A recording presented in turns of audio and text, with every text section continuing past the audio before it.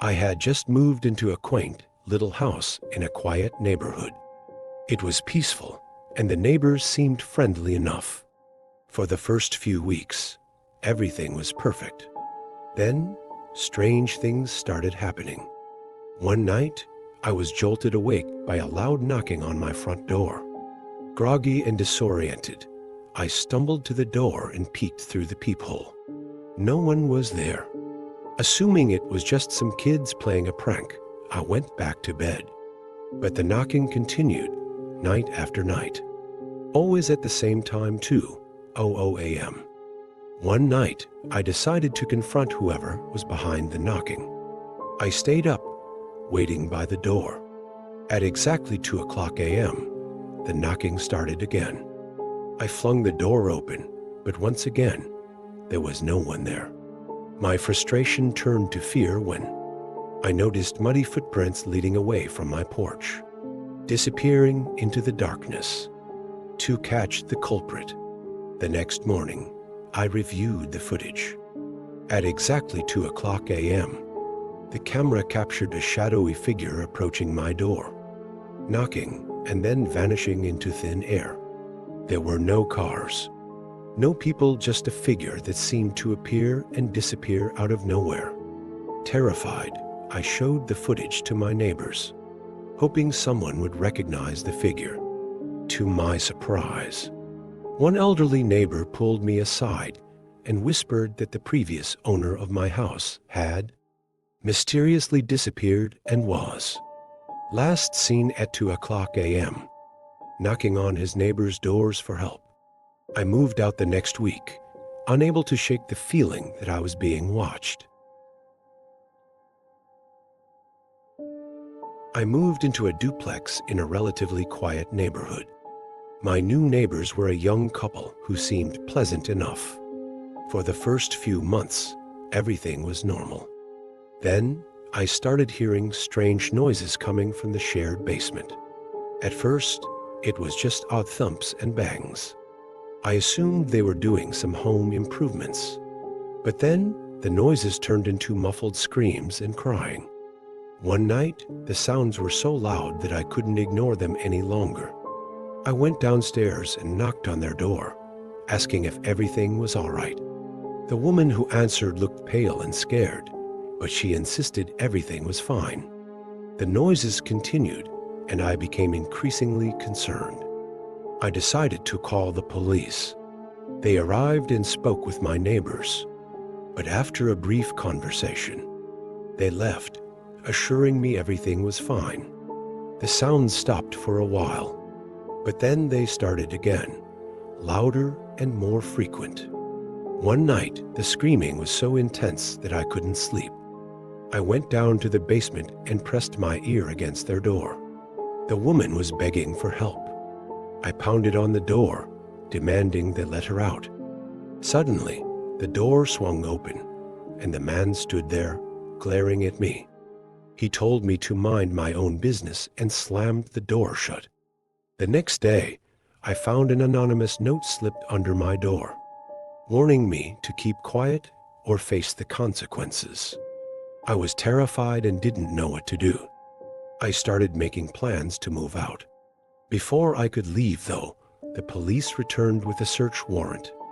They found the woman chained in the basement, her husband arrested for kidnapping and abuse. It turned out she had been missing for years, held captive by the man I thought was her partner.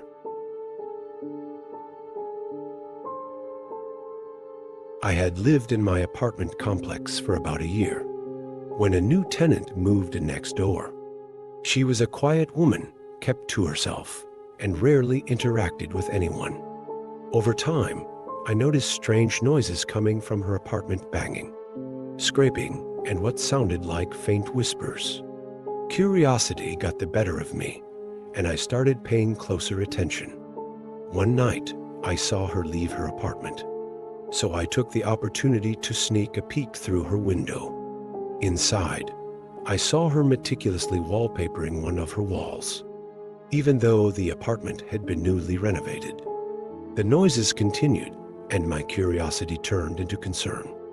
One day, I overheard her arguing with someone, but I never saw anyone enter or leave her apartment. My unease grew, and I decided to report the strange activities to the building manager. They said they would look into it, but never seemed to take my concerns seriously. One night, the noises became unbearably loud. It sounded like someone was desperately trying to escape. I called the police, fearing for her safety.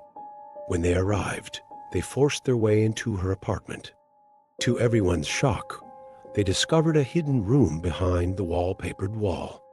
Inside the hidden room, they found a man who had been reported missing months ago.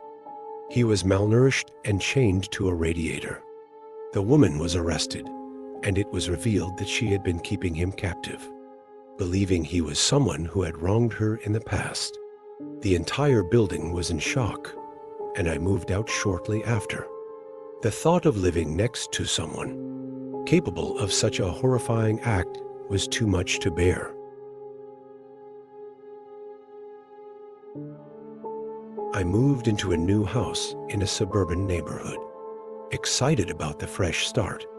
My next-door neighbor, Mr. Thompson, was an elderly man who seemed friendly at first.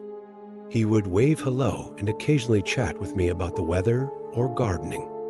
However, I started noticing strange things. No matter what time I left for work or came home, Mr. Thompson was always outside watching. It felt like he was keeping tabs on my every move. Initially, I dismissed it as harmless curiosity, but his behavior grew more intrusive. One evening, I came home to find him standing in my backyard, staring into my living room window. When I confronted him, he claimed he was looking for his lost cat. I didn't believe him, but I let it slide, not wanting to escalate the situation. Things took a darker turn when I started receiving anonymous notes. They were left on my doorstep, filled with personal details about my life and routines.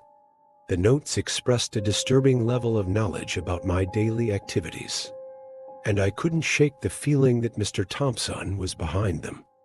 I installed security cameras around my property, hoping to catch him in the act. One night, I reviewed the footage and saw Mr. Thompson sneaking around my yard, peering into my windows and leaving the notes. I reported him to the police, but they said there wasn't enough evidence to take action beyond a warning. Feeling unsafe, I decided to confront Mr. Thompson directly. When I knocked on his door, his friendly demeanor was gone. He became hostile, denying everything and accusing me of invading his privacy. The encounter left me shaken, and I realized I needed to leave. I moved out shortly after, still haunted by the thought of his watchful eyes. The experience made me wary of new neighbors, always questioning their intentions and keeping my guard up.